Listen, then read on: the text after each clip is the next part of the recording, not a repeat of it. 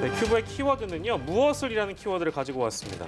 부산의 한 야산에서 술에 취한 여성을 성폭행하려던 남성의 혀가 끊어졌습니다. 강제로 입을 맞추려 하자 여성이 혀를 깨문 건데요. 네, 남성은 여성을 중상해로 고소했지만 검찰은 여성이 정당방위를 했다고 판단하고 대신 남성을 구속 기소하기로 했습니다. 관련 사건 손수호 변호사와 계속해서 짚어보겠습니다. 네, 제가 앞서 소개를 좀 해드렸습니다만 지난해 7월에 발생한 이 사건이라고 하네요. 사건의 경위부터 좀 소개를 해주시죠. 네, 작년 7월 19일 오전 9시 반 경이었는데요. 부산 남구에 있는 황령산에서 여기 산에 주차된 차량이 있었는데 그 차량 안에서 여성 A 씨가 남성 B 씨의 혀를 깨물었습니다. 예. 그래서 남성의 혀끝 3cm가 절단된 사건이 벌어졌는데 예.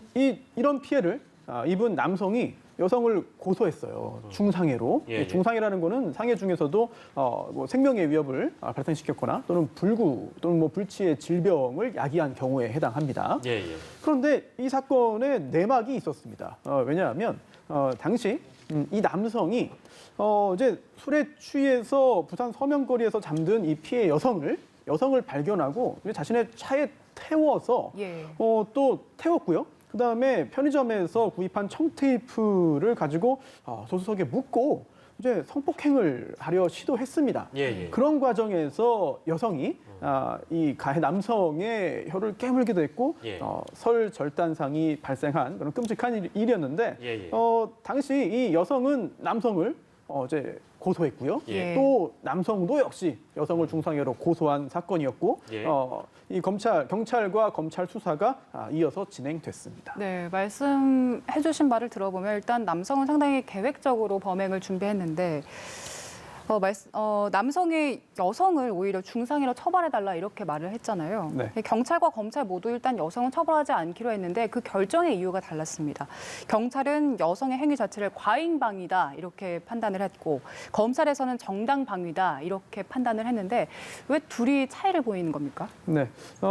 우선 이 해당 남성은 이제 범죄를 범한 것으로 수사기관은 판단을 했고 예. 이제 기소를 하면 유죄 판결을 받을 가능성이 매우 높아 보입니다. 예, 예. 자, 문제는 이제 그 여성입니다.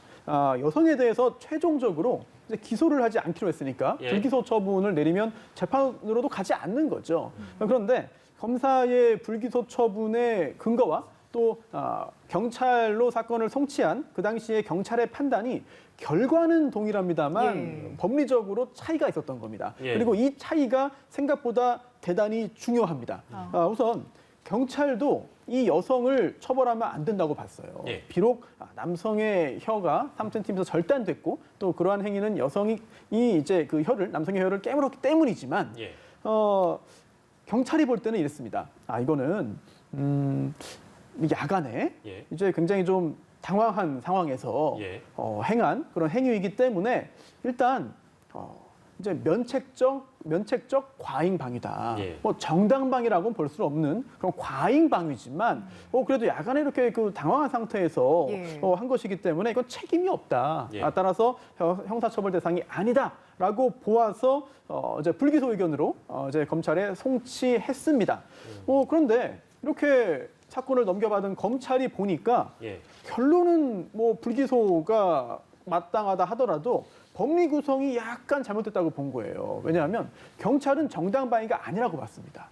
경찰은 정당방위가 아니고 과잉방위라고 봤는데요. 하지만 검찰은 이거는 과잉방위가 아니라 아예 정당방위 아니냐. 그렇기 때문에 뭐 책임이 없다고 볼 것이 아니라 아예 위법하지 않다고 봤습니다. 예.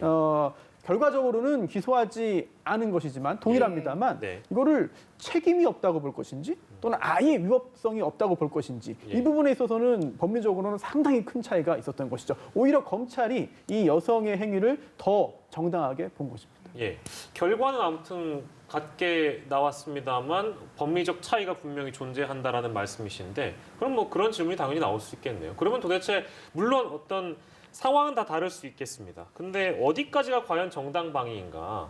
이거 어디까지가 정당방위라고 봐야 될까요? 이 부분이 참 쉽지 않아요. 그리고 워낙 그때 좀 다른 결론이 나오는 거 아니냐라고 하는 국민들의 불만도 있기 때문에 예. 이 정당방위 여부를 판단하기 위한 위원회도 만들어지고요. 예, 예. 그리고 또 학문적으로도 단단히 여러 가지 연구가 진행이 되고 있습니다. 기준을 좀 더 좀 명확하게 하자는 시도가 되겠죠. 예.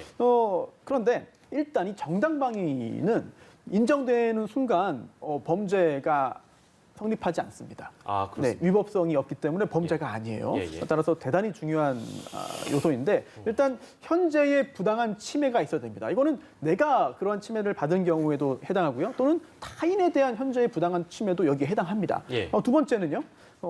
방어 행위여야 합니다. 예. 누군가에게 공격을 받았는데 너 잘 됐다. 내가 이번 기회에 너 혼내주겠다라고 공격 행위를 가하면 또는 일단 방어에 성공한 다음에 추가적인 공격 행위를 가한다면 이거는 정당방위 인정이 안 되거든요. 예, 예. 유명한 도둑 뇌사 사건이 있죠. 도둑을 제압한 다음에 옷걸이 등으로 공격을 했는데요. 예, 예. 이거는 상대방을 제압한 후에 가한 2차적인 공격이었기 때문에 정당방위가 인정되지 않았습니다. 이렇게 단순히 정말 방어 행위를 해야만 하는 것이고요. 예. 또한 세 번째 이유가 여기서 좀 논란이 또 야기되는데 이제 예. 상당한 이유가 있어야 돼요. 상당한 이유요. 네, 이게 굉장히 추상적입니다. 따라서 물론 구체적인 사안에 있어서 융통성 있는 판단을 내리기 위해서는 중요한 작용을 하기도 합니다만 예. 이게 또 그에 대한 반대급부로 그래서 언제 상당하다는 거냐? 예, 예. 그래서 이 사건에서는 상당한 그 범위에 들어가는 거냐, 안 예. 들어가는 거냐, 예, 예. 벗어난 거냐? 여기에 대한 혼란이 생길 수밖에 없거든요. 예. 따라서 여기에 대한 그런 비판이 좀 있었고 또 이 사건과 이 사건이 지금 이제 정당방위로 인정되어서 불기소 처분을 받았습니다만 예, 예.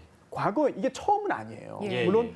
자주 있는 상황은 아니고 인정이 굉장히 좀 엄격합니다.만 예. 처음은 아닙니다. 그래서 굉장히 유명한 대법원 판례가 있는데요. 89년도에도 이미 아주 유사한 사항에서 이제 그 혀 절단을 이제 그 만들어냈습니다만 정당방위가 인정되어서 무죄 판결이 확정된 경우도 있거든요. 예. 따라서 이번 이제 법원의 검찰의 불기소 처분이 처음은 아니다. 예. 다만 그동안 정당방위가 너무나 엄격하게 인정되어서 여러 가지 문제가 있었는데 점차 정당방위 인정을 폭넓게 적용하자는 그런 국민들의 여론이 조금씩 반영된 거 아니냐라는 예. 평가를 내릴 수 있겠습니다. 예, 검찰의 이제 이런 해석이 차후에 아까 말씀하신 뭐 어떤 비슷한 사건들, 뭐 재심 청구에 관련돼서 재판부가 또 어떤 판단할 것인가 뭐 이런 거에 대해서 또 관심이 집중이 되고 있는 사안인데요.